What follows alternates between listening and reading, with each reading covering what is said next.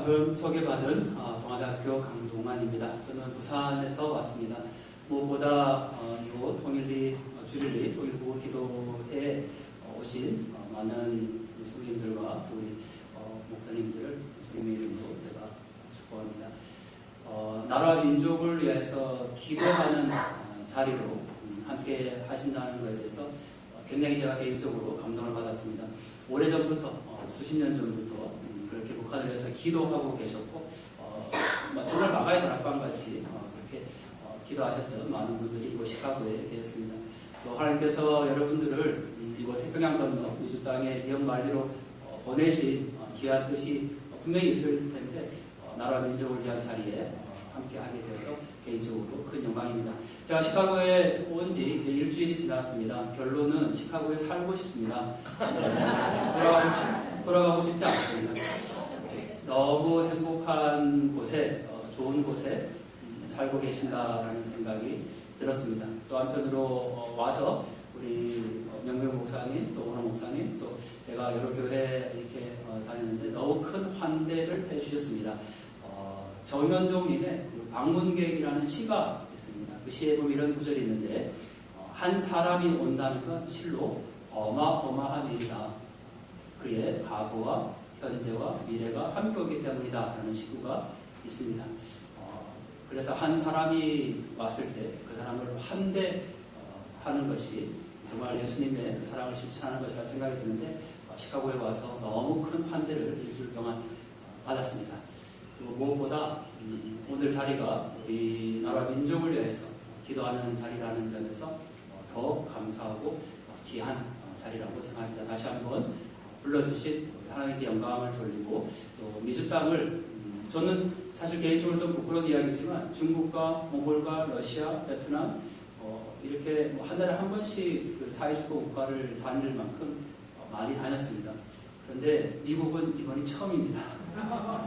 그래서 평생의 미국을 오늘 처음 봤고 제가 여기 오기 전에 달라스에 들러서 집회를 하고 시카고에 왔는데 달라스와 시카고를 보고 나니까 제가 미국에 온 게 아니라 달라스와 시카고에 왔구나라고 얘기를 해야 될 것 같습니다. 그래서 미국이 너무 강화하고 앞으로 그 나머지 50개 주 전체 도시들을 한번 꼭 다녀보겠다라는 생각이 영원하게 듭니다. 다시 한번 시카고 통일주일리 구기도에 초청해주신 강의자분들 이명성 목사님과 또 우리 운영위원회님 무엇보다 시카고에 계신 우리 성도님들께 깊은 감사의 말씀을 드립니다. 제가 잠시 기도하고 시작하겠습니다. 하나님 백성 삼아주심을 감사드립니다.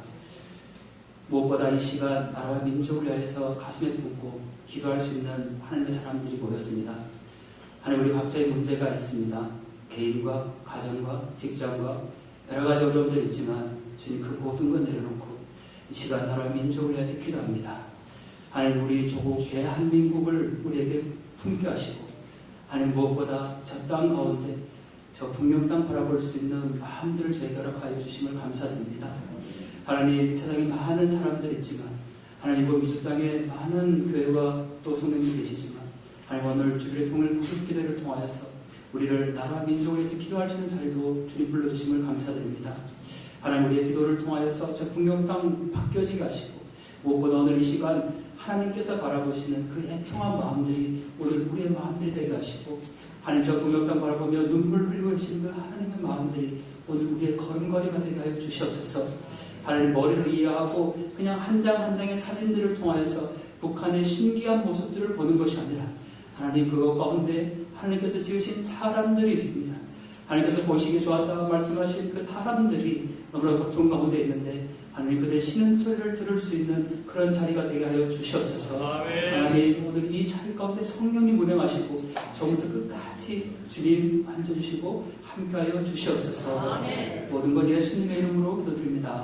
아멘. 맞습니다.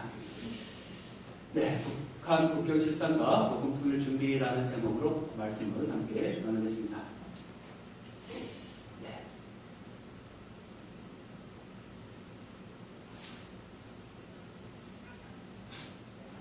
넘겨주시겠습니까? 혹시? 네.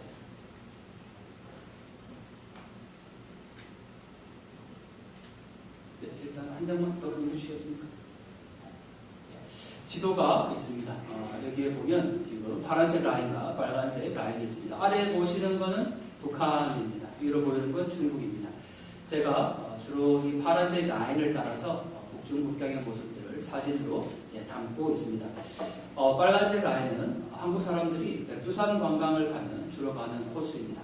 파란색 라인은 제가 큰 망원 렌즈를 하나 들고 가는 코스입니다. 차이가 있다면 이 빨간색 라인을 타고 가면 북한이 보이지 않습니다. 그런데 파란색 라인을 타고 가면 중국과 북한의 경계이기 때문에 차에서 사진을 찍으면서 갈 수가 있습니다. 다음은 제가 다녀와서 책을 썼습니다. 일단 평양방 북조선, 또 그들만의 평양, 또 평양 882.6km라는 책을 썼습니다. 제가 이 책을 쓰게 된 계기는 저도 약 10여 년 전에 북한의 평양을 여러 번 다녀왔습니다. 시카고에 와서 보니까 이미 1998년에부터 북한의 평양을 보고 하시면서 그렇게 선교하시고 또 기도하셨던 많은 선배님들이 계셨습니다.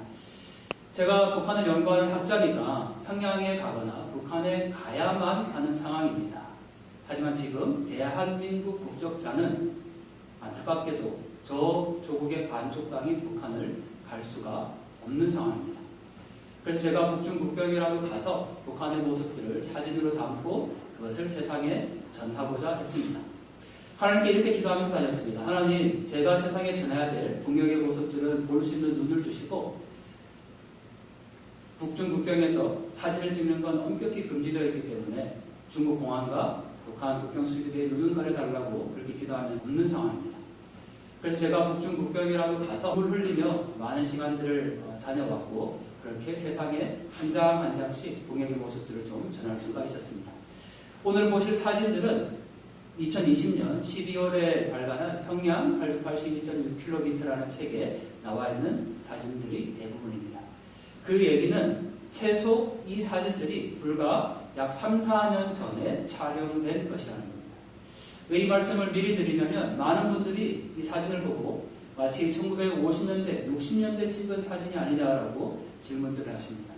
그러나 불과 3, 4년 전에 북한의 모습이고 또 어떤 분들은 아니 3, 4년 전에 찍은 사진이니까 지금 많이 상황이 달라졌지 않냐 이렇게도 질문하시지만 제가 이 사진을 우리 탈북민들께 보여드리면 20년 전에 탈북하신 분도 동일하게 이렇게 말씀하십니다. 내가 살았던 20년 전이나 지금이나 별로 달라진 게 없다. 그러니 3, 4년 전에 찍은 사진이라고 해서 결코 과거의 모습이 아니라는 겁니다. 자, 하나하나 보겠습니다. 제가 사진을 다음은 고맙습니다. 한 번 더 주시겠습니까? 네, 한 번 더. 네, 이거 좀 봐주시겠습니까? 저희가 너무나도 잘 알고 있는 성경 말씀입니다. 하나님이 자기 형상보다 하나님의 형상대로 사람을 창조하시되 라고 되어 있습니다. 저 여러분들은 하나님께서 창조하신 단 한 사람입니다. 누구도 우리를 하나님으로부터 분리할 수 없고 저 여러분들이 세상에서 가장 존귀한 사람이라고 그렇게 인정을 받습니다. 천하보다 한 귀한 영혼이라고 말씀을 하십니다. 그런데 우리가 살아가고 있는 북녘의 사람들은 그렇지 못한다라는 겁니다. 제가 지금부터 함께 나눌 사진들을 인권이라는 관점에서 다시 재분류를 했습니다. 네. 이게 아마 거리 때문에 그렇습니다. 인권은 인간으로서 당연히 가지는 기본적인 권리입니다. 이 권리 안에서 인권이 형성되는데 사진들을 인권의 관점에서 한 장 한 장 보도록 하겠습니다. 제일 먼저 볼 것은 사상과 양심이 종교의 자유입니다. 저 여러분들은 다 사상과 양심과 종교의 자유를 갖고 있습니다. 아까 우리 대표 목사님께서 대표기도해 주실 때 자유민주주의가 있는 이 미국 땅이라는 표현을 쓰셨습니다. 아마 자유민주주의와 관련해서 미국보다 더 이 가치를 잘 표현하고 있는 곳은 없을 것입니다. 우리는 지금 권리에 의해서 사상과 양심과 종교의 자유를 누리고 있습니다. 그러나 과연 북한은 어떨까 한번 보겠습니다. 이게 넘겨주셔야 될 것 같습니다. 탑이 있습니다. 그리고 그 밑에 지금 보시면 동그라미 친 부분이 있습니다. 빨간색으로 동그라미 친 것은 자동차입니다. 그리고 한 번 더 주셨습니까? 파란색으로 표시한 부분은 사람입니다.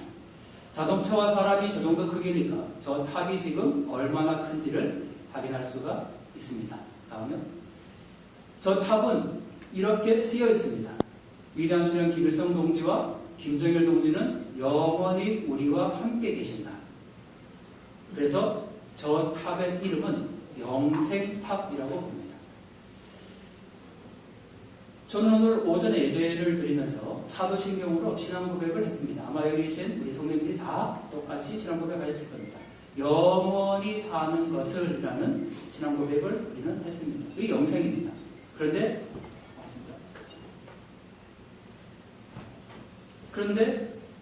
잘 되네요, 이제.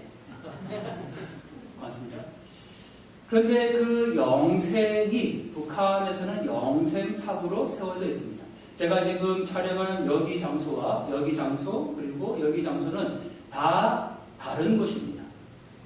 북한의 모든 마을에는 반드시 저 영생탑이 세워져 있습니다.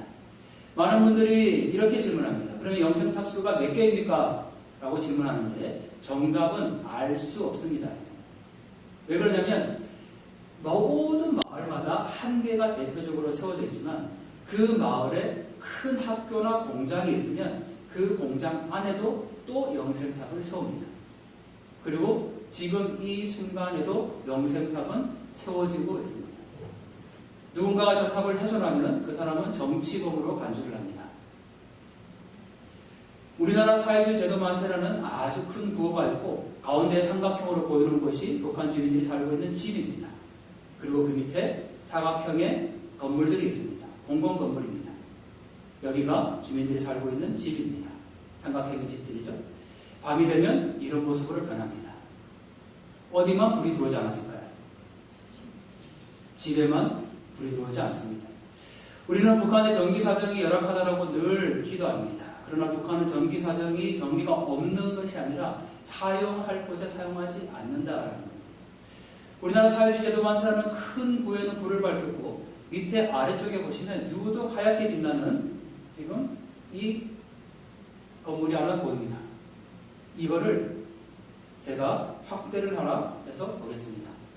그러면 바로 이 부분이죠. 빨간색 동그라미 친 부분. 제가 이 부분을 확대하면 이렇게 보입니다. 얼마나 큰지는 가늠하기가 어렵습니다. 제가 지난 수요일날 우리 한사람 장로교회에서 예배 드리면서 이 말씀을 전하면서 오늘 저 모자이크 벽화 건물이 어떤 모습인지 공개하겠다 이렇게 오늘 꼭 오셔야 된다고 말씀드렸는데 정말 오늘 많이들 오셨습니다. 한사람 장로교회에서 공개하겠습니다. 어떻게 생겼을까? 이렇게 생겼습니다. 낮에 찍은 모습입니다. 지금 이 빨간색 동그라미를 친 부분이 사람입니다. 그러니 저 벽화가 얼마나 큰지를 확인할 수가 있습니다. 저 건물의 이름은 모자이크 벽화입니다. 밤에 촬영하면 이런 모습이 됩니다. 낮에 이런 모습입니다. 한 건물만큼 규모가 큽니다. 북한의 모든 마을에는 반드시 영생탑과 저 모자이크 벽화가 세워져 있습니다. 그리고 영생탑과 모자이크 벽화를 훼손하는 사람은 정치범으로 간주를 합니다. 앞서 우리 오늘 목사님께서 사상과 이념을 달리해서 이 주비리 통일구국기도회가 모든 연합에 저는 가장 하나님 보시기에 기뻐하시는 연합이라고 봅니다. 우리는 사상과 이념으로 남북한이 갈려 있는데 지금 대한민국은 또 진보와 보수가 아주 심각하게 갈려져 있습니다. 북한을 보는 시각도 다릅니다. 그러나 복음 통일이라는 거 하나에 대해서는 우리가 달리 봐야 될 이유가 없습니다. 더군다나 북한 체제의 본질은 진보든 보수든 논쟁할 게 없는 것이 하나님이 계셔야 될 자리에 인간이 우상화되어 있다는 북한의 본질은 똑같습니다. 모자이크 벽화, 영생탑, 훼손하면 정치권입니다. 북한의 기차역입니다. 신리동이라는 동네입니다. 왼쪽과 오른쪽에 구호가 있는데 경의하는 최고령도자 김동훈 동지 만세라는 구호가 있고 한쪽에는 영광스러운 조선노동당 만세라는 구호가 있습니다. 북한의 모든 기차역은 건물의 모양은 다 다릅니다. 그러나 공통점은 저 가운데 김일성, 김정일 서상화 사진이 있고 양쪽에 구호가 있는 것은 똑같습니다. 북한의 모든 기차역은 다 저런 구호입니다. 평양도 마찬가지로 평양역도 가운데 김일성, 김정일 사진이 있고 양쪽에 저 똑같은 구호가 붙습니다. 모양은 다르지만 구호와 초상은 똑같습니다. 저 기차역이 밤이 되면 어떻게 될까? 이 기차역은 다른 기차역입니다. 앞에 보신 것은 신리동이라는 지역이고 여기는 함경도 남양이라는 곳입니다. 기차역에 밤이 되면 김일성, 김정일 초상 사진에만 역시 불을 밝힙니다. 그리고 가운데 양쪽에 구호에 불이 들어옵니다. 장군님 따라 천만리라는 구호가 있습니다. 그리고 그 옆에 수령복, 태양복, 장군복이라는 구호가 붙어 있습니다. 우리 교회에서 예배를 드릴 때 목사님들께서 우리 옆에 있는 성도님들께 건면하죠. 하나님의 복을 누리세요 이렇게 건면합니다. 우리 시간 함께 해볼까요? 하나님의 복을 누리세요 이렇게 한번 건면해 보시죠. 네, 하나님의 복을 누리세요. 네, 하나님의 복을 누리세요. 그런데 북한에서는 무슨 복을 누릴까요? 바로 수령복, 태양복, 장군복을 누립니다. 그 중에서도 수령복은 전 세계 많은 사람들이, 인민들이 살고 있는데 유일하게 자기들만, 인민들이 수령을 모시고 사는 게 복이라는 겁니다. 그래서 북녘의 사람들은 남조선 인민들, 우리를 보면 불쌍하다고 얘기합니다. 왜? 우리가 누리고 있는, 자기들이 누리고 있는 수령복을 남조선 인민들은 누리지 못하기 때문이라고. 우리가 하나님의 복을 누리세요라고 건면하는 것처럼 하나님께서 우리의 삶을 인도하시고 우리에게 복을 주신다고 고백하지만 북한의 사람들은 수령복을 누리고 살아간다고 얘기를 합니다. 그게 바로 수령복, 태양복, 장군복 3대로 이어지고 있습니다. 집회 자유가 있습니다. 저와 여러분들은 사상과 양심과 종교의 자유가 있지만 집회 자유도 허락됩니다. 우리가 어떤 의견을 제시할 때 마음껏 집회를 할 수가 있습니다. 물론 법적인 테두리 안에서. 하지만 북녘의 사람들은 집회 자유를 누리지 못합니다. 집회 자유가 없는 것도 문제지만 자기가 원치 않는 집회에 참여하지 않을 권리도 있습니다. 그것도 인권입니다. 저와 여러분들은 우리의 생각에, 본인의 생각에 판단해서 내가 참여하고 싶지 않으면 참석하지 않습니다. 그게 인권입니다. 그러나 북한에서는 그게 허용되지 않습니다. 먼저 북한 이탈 주민이 증언한 내용들입니다. 여기에 보면 동상에 가서 꽃다발을 들고 인사를 했다라고 나옵니다. 언제? 바로 2월 16일, 4월 15일입니다. 무슨 날일까요? 2월 16일은 김정일의 생일, 4월 15일은 김일성의 생일입니다.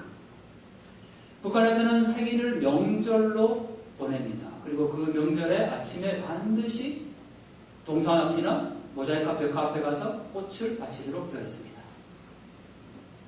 북한 이탈 주민이 증언한 내용입니다. 동상에 가서 꽃다발을 들고 인사를 한다. 이 증언을 했을 때 한국에 있는 많은 분들이 그렇게 반응합니다. 설마 정말? 그런데 그 모습을 제가 카메라에 담을 수 있었습니다. 모자이크 벽화입니다. 앞서 보셨던 북한의 모든 마을마다 다 있다는 모자이크 벽화고 그 밑에 자세히 보시면 꽃이 놓여져 있습니다. 그 밑에 이렇게 길이 있는데 거기 하얀색으로 보이는 게 사람입니다. 여기가 사람이죠. 그러니 이 모자이크 벽화가 얼마나 큰지를 확인할 수가 있습니다. 모든 마을에는 저 벽화가 세워져 있습니다. 그런데 저 벽화를 제가 한번 확대를 해보겠습니다. 그러면 이렇게 보입니다. 벽화 앞에 꽃다발이 실제로 놓여져 있습니다. 명절날 추석과 설날이 아니라 김일성, 김정일이 태어난 그 생일이 명절이고 그 명절 아침에 북한 주민들이 가장 먼저 하는 일은 저렇게 꽃다발을 바치는 겁니다. 제가 지나가는 북녘 주민들의 모습을 카메라에 담았습니다. 한 여성이 많은 짐을 싣고 가는데 그 앞에 보면 꽃이 있습니다. 사랑하는 성도님들은 꽃을 언제 주십니까? 가장 기쁠 때? 가장 누군가를 축하해주고 싶을 때? 그럴 때 꽃을 줍니다.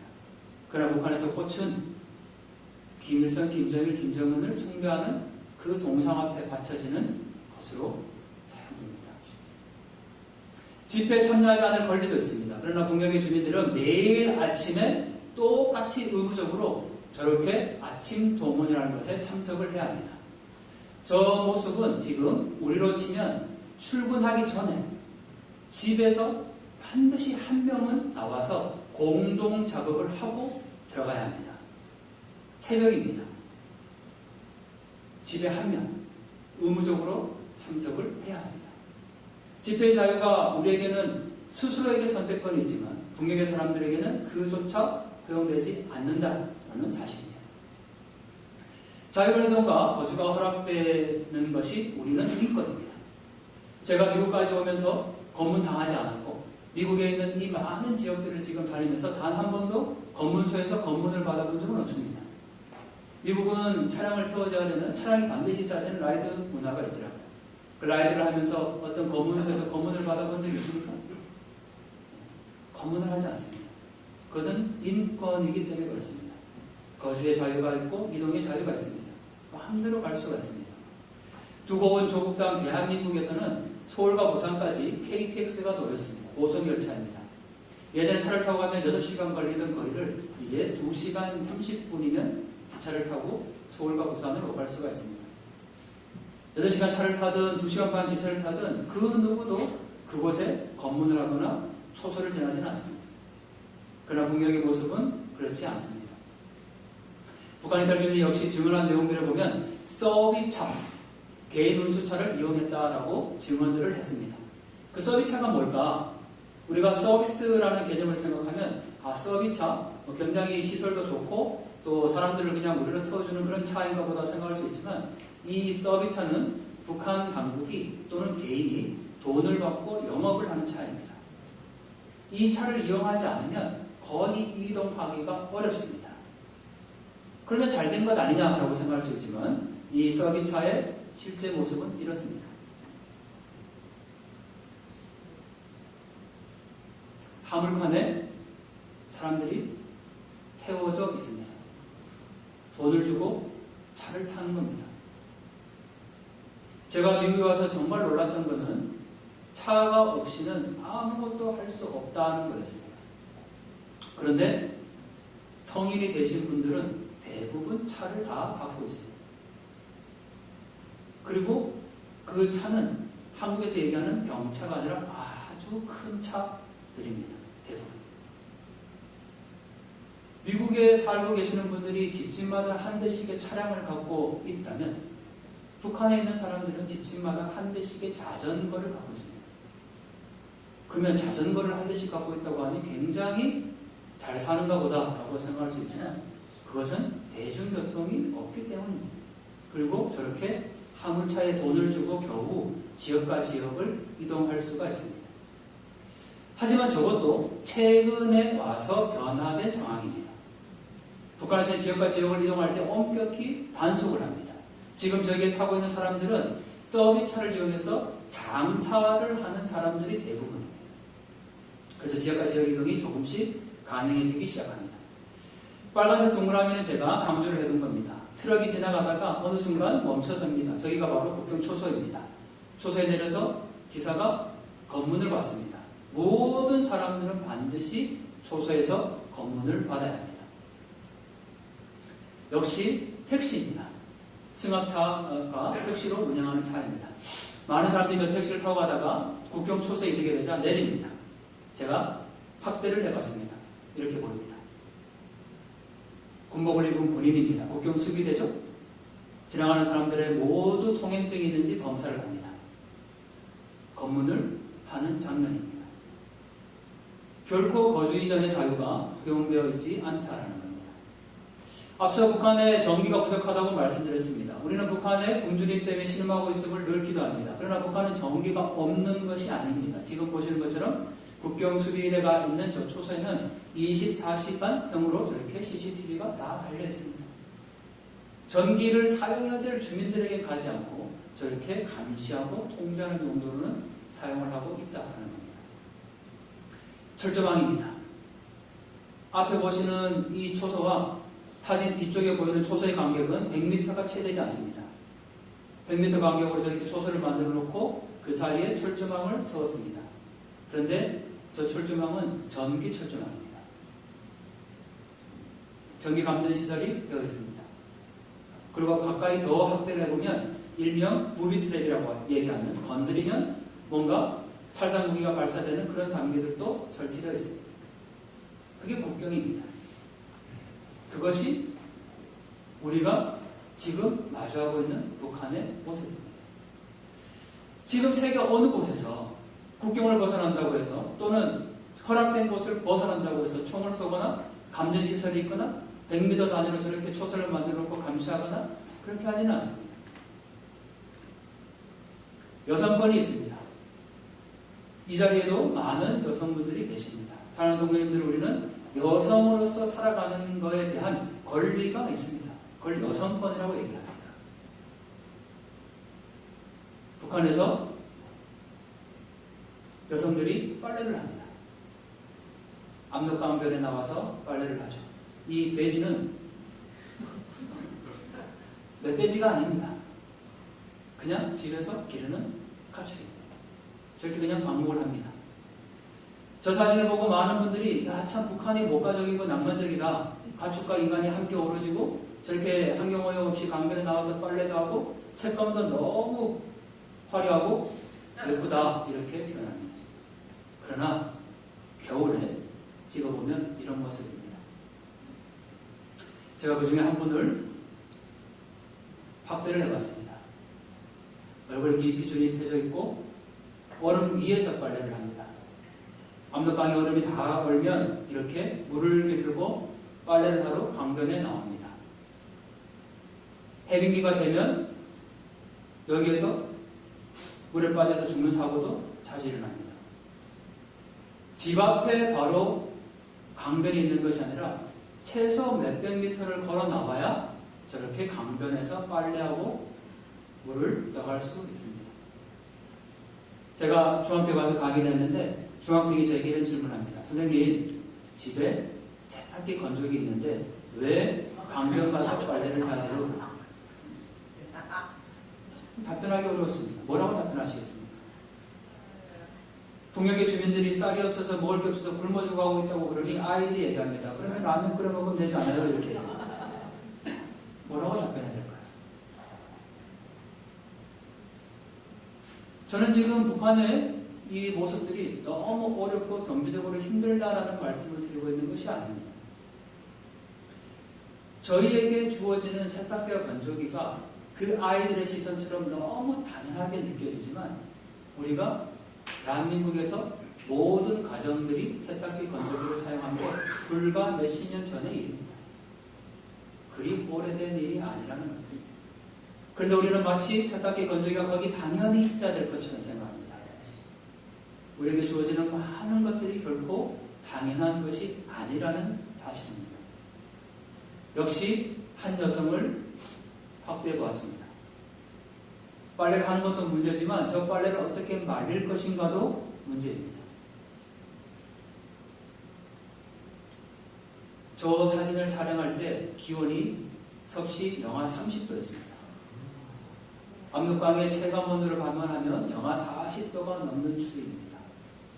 제가 사진을 찍기 위해서 사진을 찍다가 장비를 꺼내려고 장갑을 벗으면 한 컷 찍기가 어렵습니다. 손마디가 떨어져 나갈 것 같습니다. 그런데 저 여성들은 저 360을 일상 가운데 저렇게 빨래를 하고 물 한 동이를 떠갑니다. 저 여러분들이 오늘 나오실 때 설거지를 하시거나 세면 샤워를 하실 때 수도꼭지를 틀었을 겁니다. 뜨거운 물이 콸콸콸 쏟아집니다. 수도꼭지만 틀면 정수기 버튼만 누르면 뜨거운 물이, 시원한 물이 쏟아집니다. 제가 미국 가서 놀랐던 거 다 놀랐지만 너무 풍족하다 보니까 모든 것이 전자화가 되어 있습니다. 심지어는 화장실에 휴지도 그냥 뜯으면 되는 건데 그게 일렉트릭 전자로 되어 있습니다. 그냥 뽑아서 쓰면 될 일이잖아요. 근데 그것도 전기를 사용해서 휴지, 티슈 한 장이 나오도록 만들어 놓은 너무 풍족하다. 대한민국도 마찬가지입니다. 그러나 우리가 지금 누리고 있는 이 모든 것들이 결코 당연한 것이 아니라는 사실입니다. 저 여성이 집에 돌아가서 오늘 밤 저 빨래를 어떻게 말려야 하겠습니까? 여러분들 한 줌의 저 빨래를 짊어지고 수백 미터를 걸어가야 되는, 아까 우리 목사님께서 제 유튜브 말씀 주셨지만 지금 보시는 사진들은 다 정지된 사진이지만 제 유튜브에는 영상이 있습니다. 저 여성이 집 앞에 나와서 저 철조망을 건너와서 압록강에 이르는 그 과정들을 영상으로 제가 다 추적을 했습니다. 저 무거운 빨래를 어떻게 들고 가겠습니까? 우리의 예전에 어머니들이 그랬던 것처럼 머리에 다 이고 갑니다. 그리고 수백 미터를 걷습니다.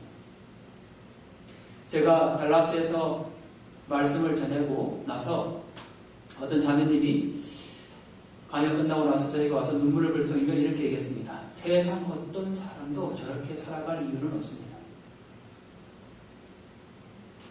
그렇지 않습니까? 세상 어떤 사람도, 세상 어떤 여성도 저렇게 살아가야 될 이유가 없습니다. 지금 여기 계시는 우리 여성 성도님들은 여성권을 누리고 계십니다. 저런 모습이죠. 빨래를 머리에 이고 저렇게 철조망을 넘어서야 겨우 압록강변에 닿을 수가 있습니다. 저는 저 모습이, 저 여성의 모습이 마치 북한과 같이 보입니다. 전 세계 유일하게 고립되어서 저 물 한가운데 앉아있는 여성 같은 모습. 어머니와 아이의 모습입니다. 원래 저 아이는 강변에 혼자 놀고 있었고 어머니가 물에 들어가서 무언가를 잡고 있었습니다. 허리를 숙이고. 우리는 강변에 들어가서 무언가를 잡는다면 한국 사람들은 대부분 다슬기 줍는 것을 생각합니다. 기억나십니까? 어릴 적 추억들, 강변에 가서 다슬기 줍고 했던 모습들. 이 여성도 압록강에 들어가서 허리를 숙이고 뭔가를 잡고 있었습니다. 그러나 그것은 다슬기가 아닙니다. 거머리입니다. 거머리를 잡아서 말려서 팔면 약재로 사용할 수 있기 때문에 그걸 팔아서 조금의 양식을 구한다고 증언합니다. 홀로 놀고 있던 아이를 엄마가 잠시 안아보려고 지금 무트로 나온 장면을 제가 카메라에 담았습니다. 지금 이 자리에 여성권을 누리고 있는 많은 성도님들의 얼굴은 아주 빛이 납니다. 아주 고우십니다. 연세에 상관없이, 나이에 상관없이 너무 아름답고 고우세요. 저 여성의 모습과 한번 비교해 보십시오. 바라보십시오.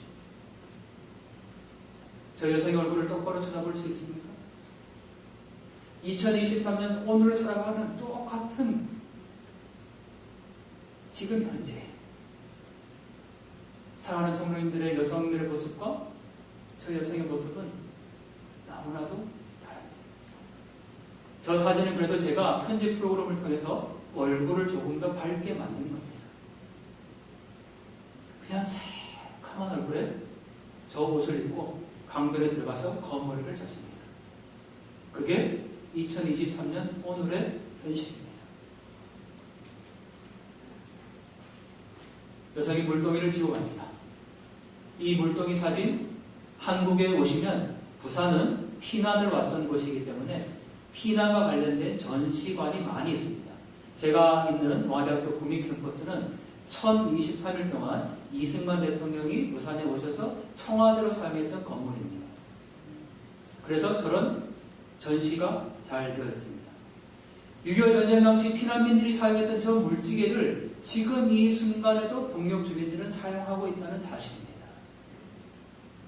빨간색 동그라미는 제가 표시를 해두었습니다. 뭘까요? 뭐처럼 보이십니까? 확대를 해보면 이렇게 보입니다. 우물입니다. 다시 한번 보시면 위치가 집 옆에 우물이 있습니다. 그래도 저 우물은 집 바로 옆에 있는 우물입니다.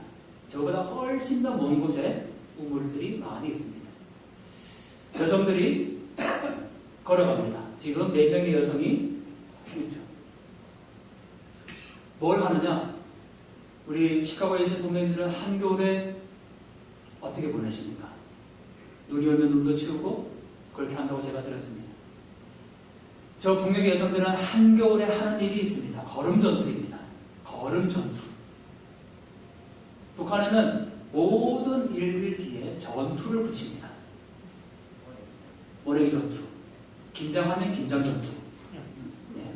오늘도 통일, 우리 주별리 통일 구국 전투, 기도 전투 이렇게 붙이겠죠.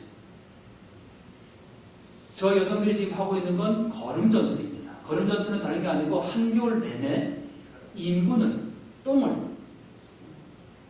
밭에다가 가져다 놓는 일입니다. 왜 그렇게 할까? 필요가 부족하기 때문에 인분이 중요한 걸음으로 작용합니다. 그래서 한겨울 내내 저렇게 걸음을 밭에다가 옮깁니다. 미국의 거대한 플랜트 사업에서 기계화되어 있는 이 농업시설에서 가히 상상할 수 없는 일이죠. 기계로 한 번만 하면 할 수 있는 일입니다. 필요가 있으면 굳이 하지 않아도 될 일입니다. 그런데 한겨울에 여성들이 저렇게 추위에 무릅쓰고 조그마한 수에다가 똥을 가지고 옮겨놓는 작업을 합니다. 그게 한겨울에 하고 있는 걸음전투입니다. 여성들이 주로 합니다. 역시 마찬가지입니다. 뒤에 여성의 모습이 보입니다.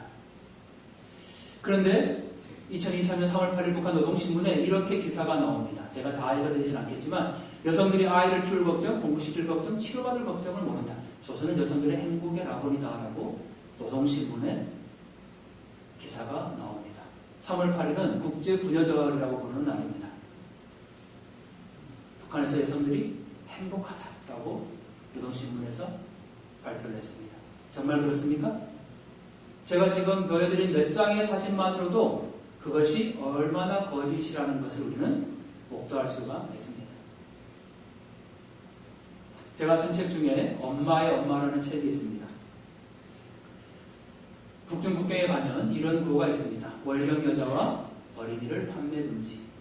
월경 여자는 중국과 북한의 경계를 맞닿고 있는 그 국경을 말합니다. 그 국경을 넘은 여자를 판매 금지하거나 어린이 판매 금지가 있습니다. 어린이는 장기 매매로 팔려갑니다. 북한의 여성들이 지금 이 순간에도 중국으로 인신매매 당합니다.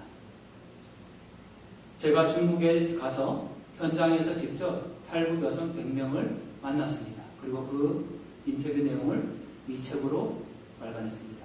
이 이야기는 내일 집회 때 제가 자세하게 전해드릴 계획입니다. 학교가 아닌 일터로 향하는 아이들입니다. 미국에서는 상상할 수가 없습니다. 한국도 마찬가지입니다. 아이들이 학교에 있지 않습니다. 이건 세상에 부름 없어라는 구호가 붙어 있는데 우리 명명 목사님도 그렇고 오래전부터 북한을 위해서 98년 그때부터 벌써 20년 전에 상황들부터 기도하셨고 평양도 여러 번 오가셨습니다. 너무 부러웠습니다.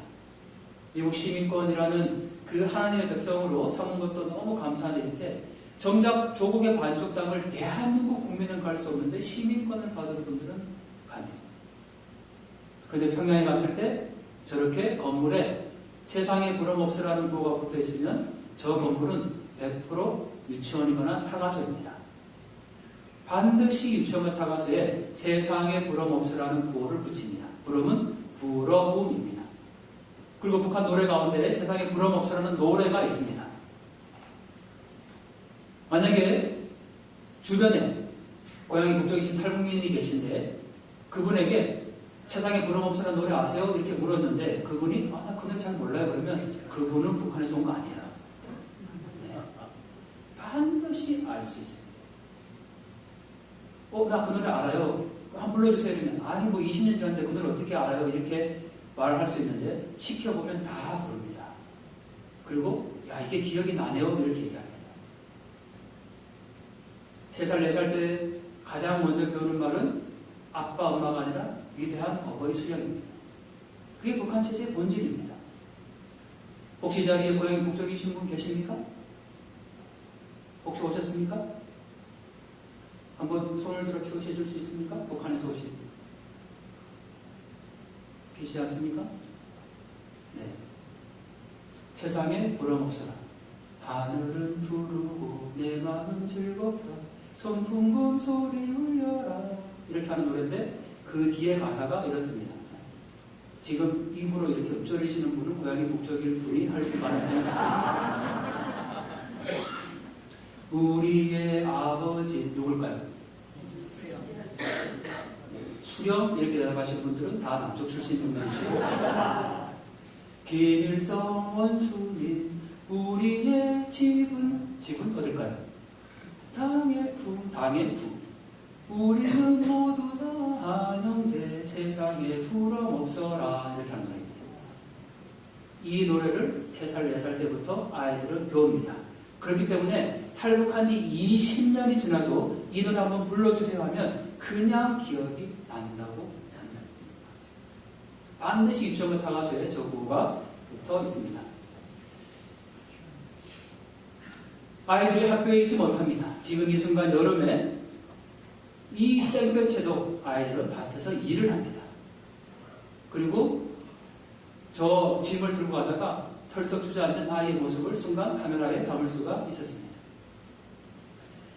저거는 농촌 체험을 가는 것이 아닙니다. 제가 찍은 사진 중에 가장 마음 아픈 사진 중에 하나입니다. 저 트럭에 지금 실려가고 있는 건 아이들입니다. 그리고 아주 높은 낭떠러지입니다. 저 아이들이 지금 어디에 가고 있냐면 농촌 체험을 가고 있는 것이 아니고 농촌 동원에 지금 가고 있는 겁니다. 일을 하러 가는 겁니다. 실제로. 만약에 한국이나 미국에서 저런 일이 벌어졌다면 어떻게 될까요?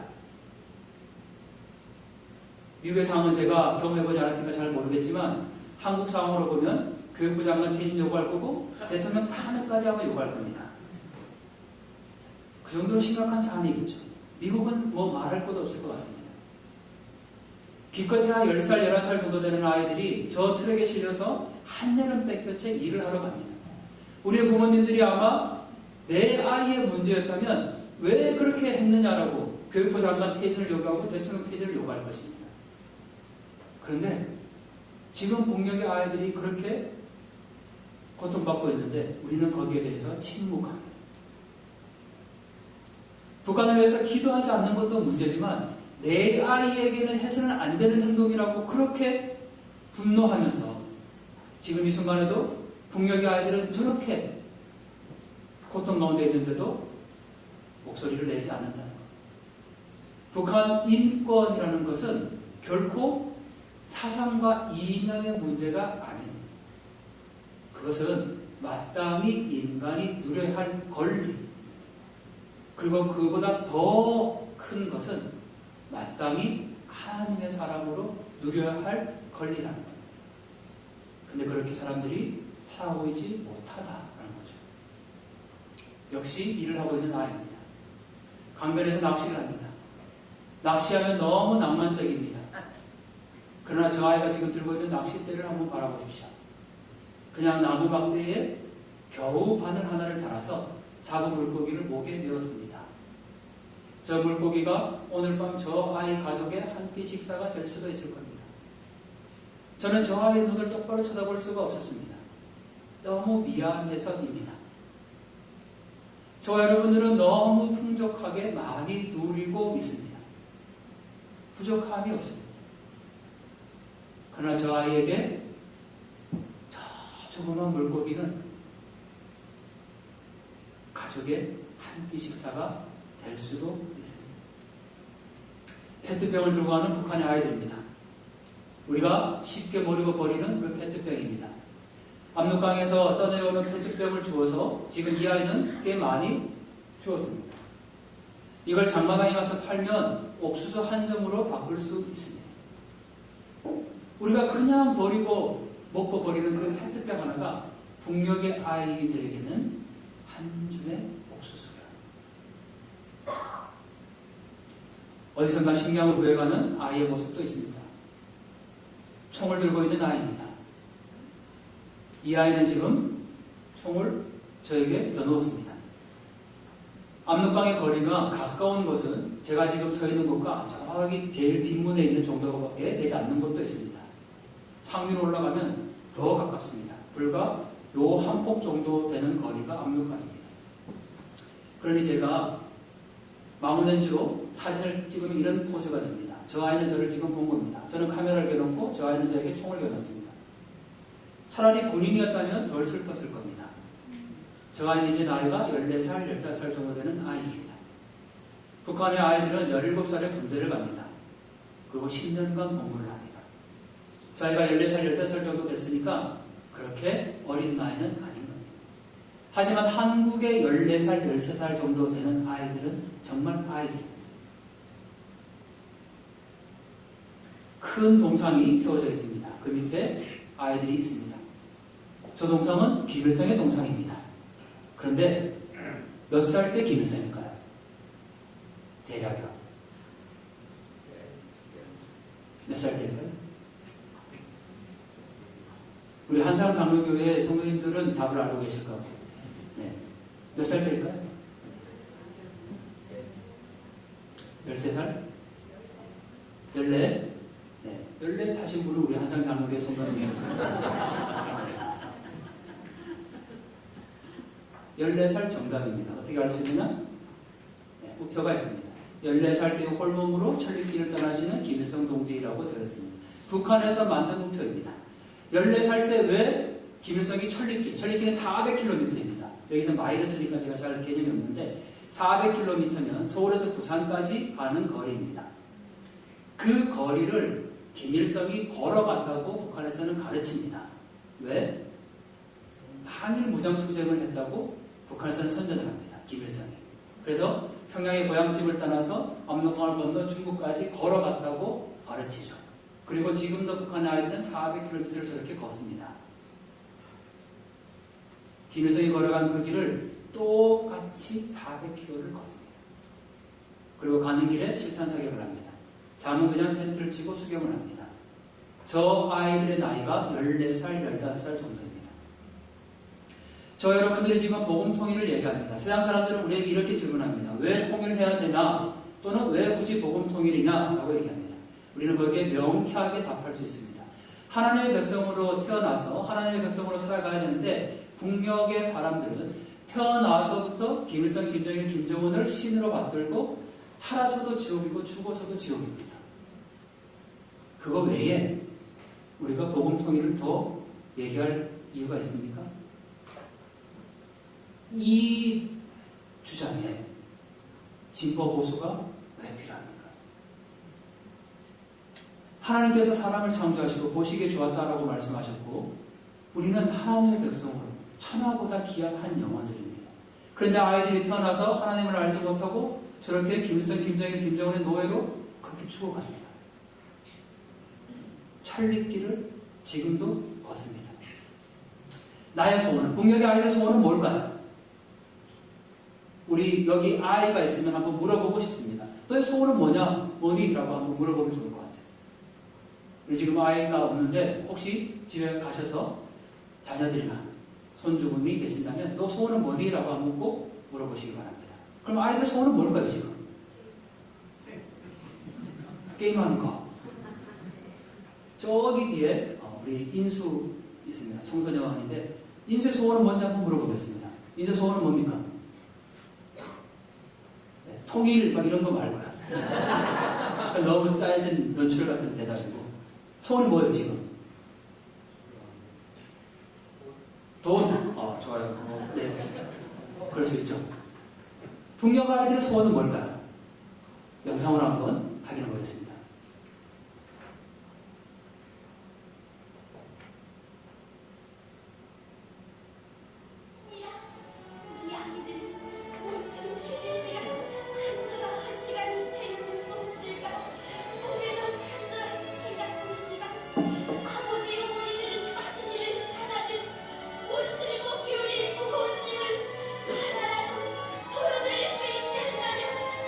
자식들의 소원이라면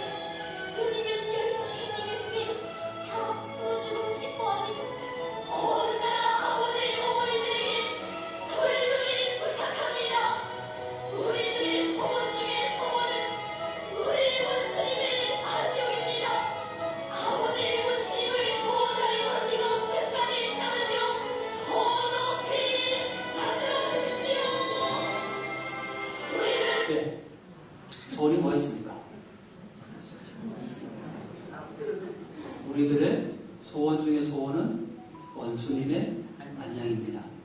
아버지 어머니들이 더 열심히 일해서 우리 원수님 어깨에 놓인 짐을 좀 들어주십시오. 그런 소원입니다. 우리 뒤에 지금 고등학생인 인수가 있습니다. 인수가 옆에 있는 우리 아버지 목사님께 이렇게 얘기하는 거죠. 아빠, 조금 더 열심히 일해서 우리 대통령님 어깨에 놓여있는 짐을 좀 덜어줘. 그게 내 소원 중에 소원. 아버지 어머니들이 더 열심히 일해서 우리 원수님 어깨에 놓인 짐을 좀 덜어주십시오. 그건 소원입니다.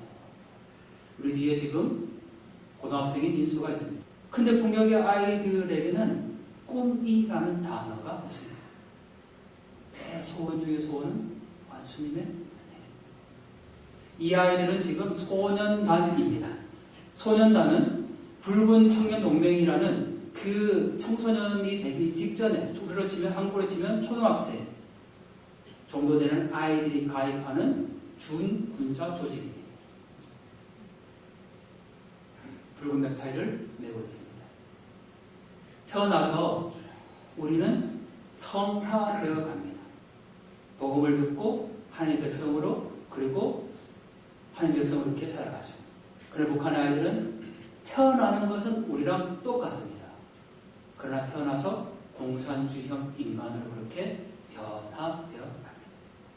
그러나 우리가 시간이 없다라고 말해야 합니다. 많은 분들이 왜 지금 통일해야 됩니까? 라고 얘기하십니다. 시간이 없습니다. 시간이 지나면 지날수록 더 많은 한 명의 아이들이 점점 공산주의형 인간으로 되어갑니다. 우리에게 지체할 시간이 없다라는 거죠. 식량, 쌀로서 당을 받들자라고 얘기합니다. 군인들도 예외는 아닙니다. 저렇게 식량을 구하러 가고 있는 군인들의 모습입니다. 이 사람들은 지금 강변에서 뭔가를 작업을 하고 있습니다. 잠수경도 쓰고 있습니다. 뭘 하고 있을까요? 또 다슬기를 줄까요? 뭘 하고 있을까요? 남성들입니다. 이 사람들이 하고 있는 건 사금을 캐고 있는 겁니다. 압록강에 녹아있는 모래를 고운 그물에 쳐서 걸으면 조그마한 사금이 나옵니다. 그걸 가지고 묘를 걸거나 식량을 구하거나 합니다. 그 작업을 합니다. 무거운 납덩이를 지금 짊어지고 물속에 들어가서 저렇게 사금 캐는 작업을 하고 있는 겁니다. 이건 산일까요? 밭일까요? 밭? 산? 정답은 산에 있는 밭입니다. 산에는 원래 뭐가 있어야 될까요? 나무를 다 베어내고 저렇게 산에 밭을 만든 겁니다. 제가 찍은 저 지역만 저렇게 되어 있는 것이 아니고 북중국경 1400km를 가는 내내 북한에 사는 다 저렇게 항폐합니다. 아파트 창문을 제가 촬영을 한 겁니다. 15가구입니다. 첫 번째 줄, 두 번째 줄, 세 번째 줄. 이 가운데 제일 잘 살 것 같은 집은 몇 번째 집 어딜까요? 제일 그래도 형편이 나을 것 같은 집이요. 아마 이 집이지 않겠습니까? 네, 옷이 많았어요. 빨간색은 옷이고 노란색은 옥수수, 식량이 해결된 겁니다. 근데 더 주목할 게 있습니다. 뭘까요? 바로 네, 제가 한국에서 강의할 때는 태양열이라고 답변하시는데 미국에서 강의하니까 솔라라고 답변하십니다. 솔라. 태양열 지별판입니다. 지금 이 집도 태양열 지별판입니다. 제일 형편이 어려울 것 같은 집은 어딜까요? 어딜까요? 아마 이 집이나 이 집 둘 중에 하나겠죠. 그래도 이 집이 좀 낫습니다. 왜 그럴까? 비닐은 씌웠습니다. 저 15가구 집 중에 어떤 집도 유리창에 유리를 끼운 집은 없습니다. 지금 우리가 바라보고 있는 이 유리창의 유리를 보면서 야, 하나님 참 감사합니다. 우리에게 유리창을 주셔서 날마다 비바람 맞고 추위를 막을 수 있게 주세요. 그렇게 기도하시는 분 계십니까? 사랑하는 성도님들의 감사 제목으로 오늘 우리에게 유리창 주신 하나님께 감사합니다. 이렇게 쓰시는 감사 기도 제목이 있습니까? 어느 순간부터 우리는 우리에게 주어지는 그 모든 것들을 너무나도 유리창에 유리가 있는 것도 당연한 것이라고 생각합니다. 그러나 이 15가구 집 중에 어떤 집도 유리창에 유리는 없습니다. 비닐입니다. 영하 30도, 40도가 넘는 집 주변에 저렇게 비닐을 쳤습니다. 하지만 이제 우리가 기도하고 북한의 변화를 하나님께서 일하고 계심을 목도할 수 있는 곳이 있습니다. 바로 장마당입니다. 북한의 시장을 장마당이라고 부릅니다. 제가 저 동그라미 친 부분을 한번 확대를 해보겠습니다. 그러면 이렇게 보입니다. 뭐가 보이십니까? 수박도 있고 사과도 있고 무도 있고 그렇습니다. 이 사진에서 가장 우리가 주목해 봐야 될 곳은 바로 이거와 이거입니다. 전자저울입니다. 전자저울이 있다라는 것은 정확하게 무게를 따라서 가격이 형성된다라는 거죠. 자본주의 시장경제의 가장 기본적인 원칙은 수요와 공급의 법칙입니다. 상품이 시장에 많이 들어오면 가격은 내려가고 상품이 부족하면 가격은 올라갑니다. 우리는 지금까지 북한의 체제를 배급을 주는 사회주의 체제라고 그렇게 배워왔고 그렇게 증언하지만 이제 북한을 작동하고 있는 것은 아주 기본적인 시장경제 자본주의 방식입니다.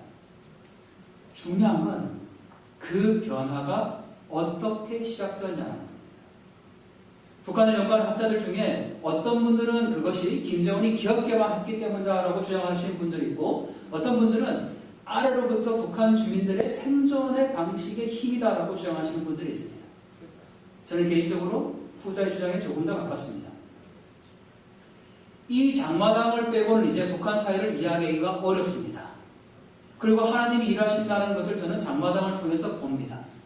우리가 늘 이렇게 주장하죠. 얘기하죠. 하나님, 저 북녘 땅 왜 저렇게 굶주리게 그냥 두십니까? 왜 우리에게 통일을 허락하지 않습니까? 왜 우리만, 특히 탈북민들이 그렇게 기도합니다. 왜 남조선만 이렇게 부유하게 하십니까? 하나님 정말 계시기나 하시는 겁니까? 그런데 그런 원망을 할 자격이 최소한 우리에게는 없습니다. 하나님은 지금도 일하고 계시고 단 한 번도 북한 땅을 포기하지 않으셨습니다. 그리고 남한에 있는 우리가 준비되지 않은 겁니다. 여러분 우리는 다니엘서의 이야기를 잘 알고 있습니다. 다니엘이 성경에 기록된 말씀을 봅니다. 70년이 지나면 예레미야에게 주신 그 예언처럼 반드시 회복될 거라는 그런 말씀이 분명히 주어졌습니다. 그러나 이스라엘 백성들의 상황은 지금 어떠합니까? 여전히 우상 숭배와 제약을 범하고 있습니다. 우리 상황도 똑같지 않습니까? 하나님 우리에게 통일을 주시지 않는 것이 아니라 우리가 준비되지 않았기 때문에 지금도 저 장마당을 통해서 하나님이 일하고 계십니다. 저와 여러분들이 이제 북한을 위해서 기도할 때 우리가 조금 더 구체적이고 명확하게 기도해야 합니다.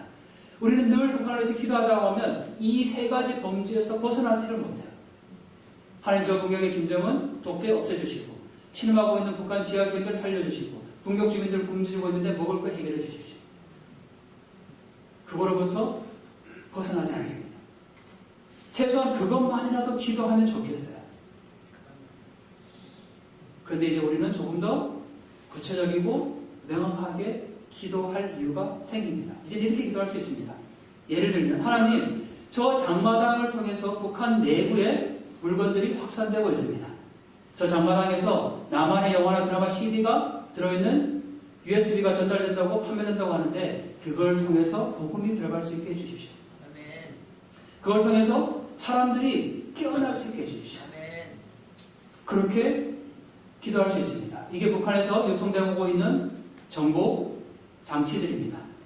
노트텔이라고 불려지는 작은 노트북처럼 생긴 이것이 노트텔이라고 부르는 장비고 옆에 MP4, MP5 그리고 소형화된 전자장비들이 있습니다. 이런 장비들을 통해서 북한의 주민들이 남한의 영화나 드라마, K-팝 노래를 듣습니다. 그게 우리가 생각하는 것처럼 낭만적이고 그렇게 듣는 것이 아니라 그렇게라도 남한의 소식들을 조금씩 알아가기 위해서 몰래 숨어서 보고 듣는다는 겁니다. 여러분들 소련이 변화할 때 굉장히 중요한 시사점이 하나 있습니다. 소련 소련의 젊은이들이 비틀즈의 음악을 듣습니다. 잡히면 감옥에 갑니다. 그런데 그 비틀즈의 음악을 들으려면 레코드판이 있어야 되는데 레코드판을 볼 수 있는 그 칩, 그게 없어서 링거, 주사바늘을 이용해서 그 레코드판을 돌려서 비틀즈 음악을 듣습니다. 그게 소련의 무너질 당시에 청년들의 모습이었습니다. 외부의 정보를 그렇게 접했습니다. 북한 주민들도 마찬가지일 겁니다. 지금 이 순간에 북한 당국으로부터 배워왔던 것은 늘 썩고 병든 자본주의고 거지 노숙자 많고 그렇게 남한을 인식해왔는데 어느 날 드라마나 영화나 노래를 들어보면 사람 사는 이야기를 하고 있다는 겁니다. 그래서 우리는 북한의 변화를 긍정적으로 바라보고 있는 겁니다. 우리의 기도 제목이 그래서 더 넓어지고 확장될 수 있습니다. 지금 이 자리에 계신 분들은 나라와 민족을 위해서 늘 기도하시고 때에 따라서 정해진 시간 안에 늘 그 자리를 지키신 분들입니다. 제가 너무 부끄러웠던 건 저는 지금 일하고 있다라고 생각했지만 이미 수십 년 전에 이곳 시카고 땅에서 여러분들의 목사님들과 성도님들이 그 작은 마가의 다락방 같은 곳에 모여서 북한을 위해서 기도했고 마음을 나눴다는 겁니다. 그 기도의 씨앗과 열매들이 조금씩 쌓여서 북한이 지금 변화되고 있고 또 저희 세대들이 물려받아서 지금 이 길을 걸어가고 있다고 저는 고백합니다. 그래 하나님께서 지금 일하고 계시는 겁니다. 제가 가끔 너무나 부끄러운 말이지만 저도 얼마나 연약하겠습니까? 하나님, 제가 가는 길이 맞습니까? 질문합니다. 40대 끝에서 이제 50대를 바라보는데 세상 사람들이 말하는 한국에서 소위 말하는 집 없습니다.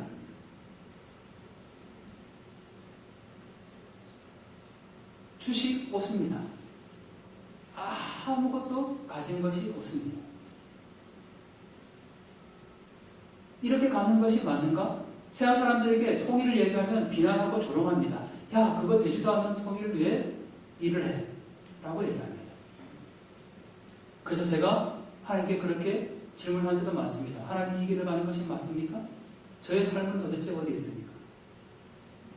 그런데 와서 너무 부끄러웠습니다. 98년도 북한이 가장 어려운 그 시기입니다.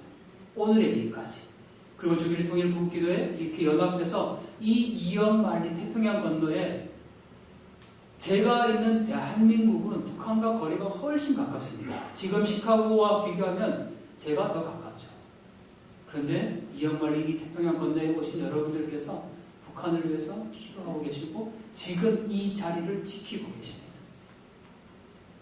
반드시 있어야 될 자리에 그렇게 기도하시고 연합하고 계시는 거죠. 너무도 부끄러웠습니다. 하나님, 제가 하나님께 원망하고 제가 가는 길이 맞느냐? 그렇게 질문할 때 저와 앞서 걸으셨던 많은 성도님들께서 얼마나 많은 고뇌가 있었겠습니까? 그런데 지금도 이 자리를 지키고 계십니다. 그러니 얼마나 감사합니다. 저희가 그 길을 그냥 묵묵히 따라갈 뿐입니다. 저는 나이 이야기를 해서 죄송하지만 저는 70년대에 태어났습니다. 90년대에 대학을 다녔습니다. 태어나서 보니 대한민국은 너무 잘 살고 있었고 이미 민주화가 되어 있었습니다. 저희 부모님은 당신들은 벽을 봐도 저에게는 배고프지 않게 하셨습니다. 저는 보릿고개라는 단어를 모르고 자랐습니다. 여기 이주해 오신, 이민 오신 분들이 50년 전에 그렇게 수십 년 전에 이곳 미국 땅에 이주해 오셨습니다. 얼마나 초창기에 어렵고 힘드셨습니까? 저는 가히 상상하기가 어렵습니다. 그게 저희 부모님들의 마음입니다. 대한민국이 유교를 겪고 아무것도 없이 황폐해진 그 땅 가운데서 우리의 아버지 어머니들이 독일의 강부로 간호사로 베트남에 중동의 모래바람 맞으면서 그렇게 쌓아온 외화로 미국으로 이민 오셔서 그 힘든 생활들을 겪으면서 자녀들을 키워내셨고 대한민국의 경제를 일으켜 하셨습니다. 저희 형님 누님 세대들이 민주화를 이뤘죠. 저는 70년대에 태어났습니다. 거저받은 세대입니다. 조국을 위해서 뭘 했냐 물어보면 아무것도 한 것 없이 거저받은 세대입니다.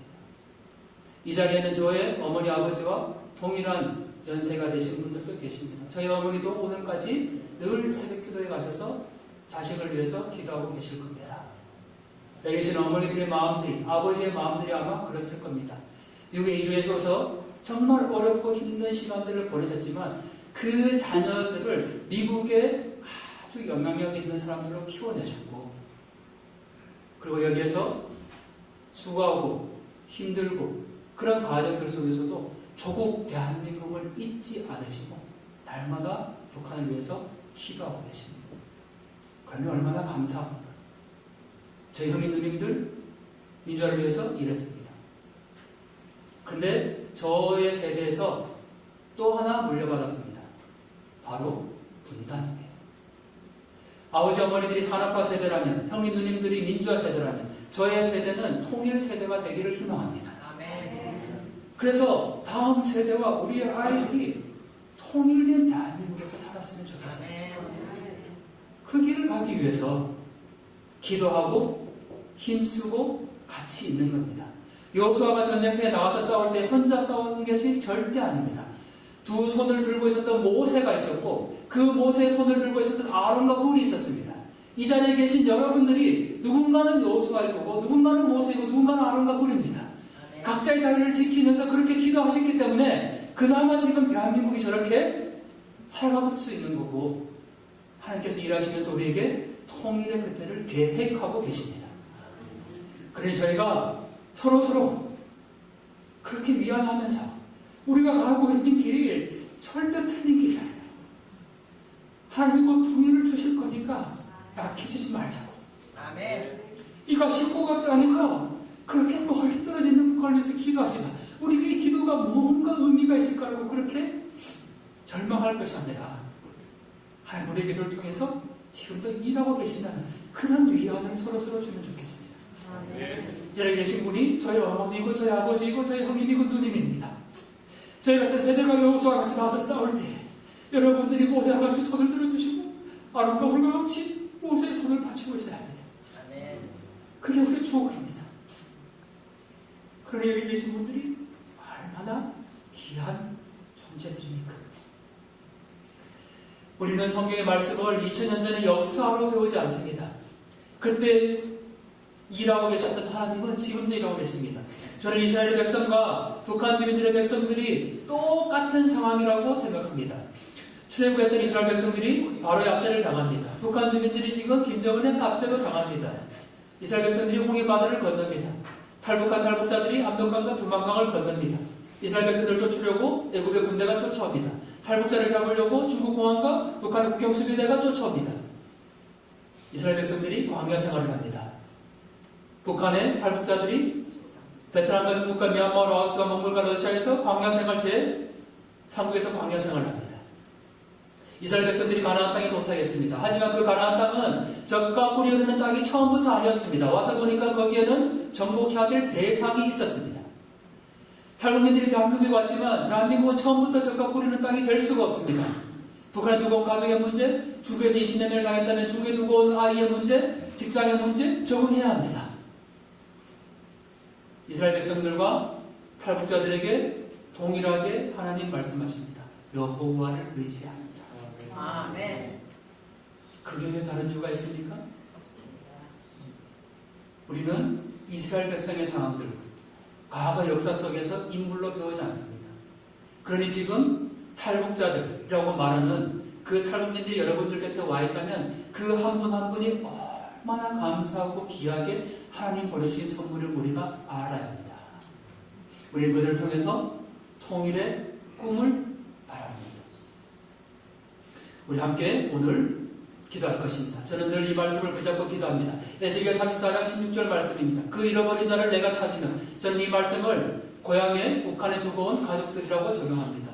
탈북민들은 지금 오늘 이 순간에도 눈물을 흘리며 엄마를 그리고 있습니다. 저 달 바라보면서 저 달 오늘 우리 엄마도 보고 있겠지. 그렇게 눈물 흘립니다. 아마 이민 오셔서 처음에 이 낯선 땅에 오셔서 저 달 바라보면서 조국에 있는 나의 부모님도 저 달 보고 있겠지. 그렇게 마음 쓰였을 겁니다. 혹여나 지금 가족들이나 자녀분들 다른 곳에 계신다면 내 아이도 오늘 저 달 보고 있겠지. 그렇게 가족끼리 헤어져 살아가는 아픔들이 있습니다. 하지만 우리는 만날 수 있습니다. 갈 수 있습니다. 북녘의 가족들은 만나고 싶어도 만날 수가 없습니다.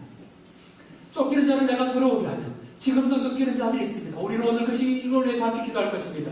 베트남과 몽골과 미얀마, 라오스와 중국과 러시아에 지금도 오늘 지금 이 순간에도 압록강과 두만강변에 서서 언제 탈북할 것인가를 그 때를 기다리고 있는 탈북자들이 있습니다. 그들을 쫓긴 자를 돌아오게 하겠다. 하나님 말씀하고 계십니다. 상한 자를 내가 싸매며 병든 자를 내가 강하게 하겠다. 저 여러분들은 하나님의 사람들입니다. 이 거룩한 손, 제사장들의 손이기 때문에 우리는 기도할 때에 자기 아픈 부위에 손을 얹고 기도하면 하나님께서 치료해 주실 거라는 그런 믿음이 분명히 저와 여러분들에게 있습니다. 우리는 그렇게 기도합니다. 그러면 오늘 이 시간에 저와 여러분들이 우리의 이 거룩한 제사장의 손을 병들고 아파하는 한반도 위에 올려놓기를 소원합니다. 저 여러분들 손은 그런 권능이 있음을 믿습니다.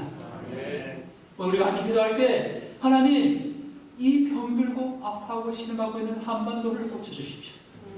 우리 그렇게 오늘 기도할 것입니다. 살진 자와 강한 자는 내가 없어서 정의대로 그것들을 먹이리라.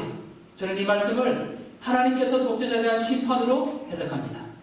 우리 하나님은 공의와 사랑의 하나님이십니다. 그 하나님께서 하나님이 계셔야 될 자리에 인간이 있는 그 자리를 반드시 멸하리라고 저는 확신합니다. 우리가 이제 함께 기도하고 북한을 바라보면 좋겠습니다. 우리 잘 알고 계시는 찬양입니다. 사망의 그늘에 앉아 죽어가는 나의 백성들, 절망과 굶주림에 갇힌 저들은 내 마음에 오랜 슬픔. 여러분들 이 찬양 함께 가사를 생각할 때 지금 보고 계시는 저 북녘의 사람들을 함께 바라보면 좋겠습니다. 고통에 멍에 놓여 울고 있는 나의 자녀들. 여러분들 저 한 사람 한 사람의 모습들이 보이십니까? 나는 이제 일어나 저들의 멍에를 꽂고 눈물 씻기기 원하는데 역시 북녘의 아이들이 모습이 보이십니까? 주님 그렇게 말씀하십니다. 누가 내게 부르짖어 저들을 구원하게 할까? 누가 나를 내가서 나의 사랑을 전할까? 누가 이 아이들을 구원하겠습니까? 나는 이제 보기 원하네 나의 자녀들 살아가는 그날. 저렇게 총을 잡고 총을 겨누고 있는 아이가 아니라 하나님께서 구원하실 그 북한 땅 우리가 바라보면 좋겠습니다. 우리 시간이 많이 갔기 때문에 안주로 주시면 우리 함께 기도하겠습니다. 우리 이 시간에 누가 떠오르십니까? 삶의 그늘에 앉아서 죽어가는 한 사람의 영혼이 여러분들 떠오르십니까? 영하 30도에 저렇게 빨래하고 있는 풍경의 여성들이 보이십니까?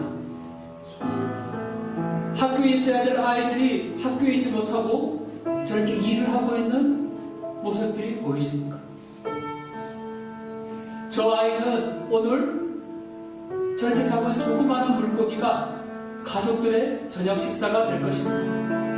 우리 눈앞에 떠오르는 어떤 모습이든 저 사진 가운데 단 한 사람을 붙잡고 우리가 기도하면 좋겠습니다. 하나님 저 사람 살려주시옵소서. 영하 30도에 빨래하고 있는 여성이든 학교에 가지 못하는 아이든 어떤 모습이든 여러분들 잔상에 떠오르는 그 한 사람이 하나님께서 여러분들에게 심겨주신 하나님의 사람이라는 믿음으로 우리 이 시간 함께 기도하면 좋겠습니다.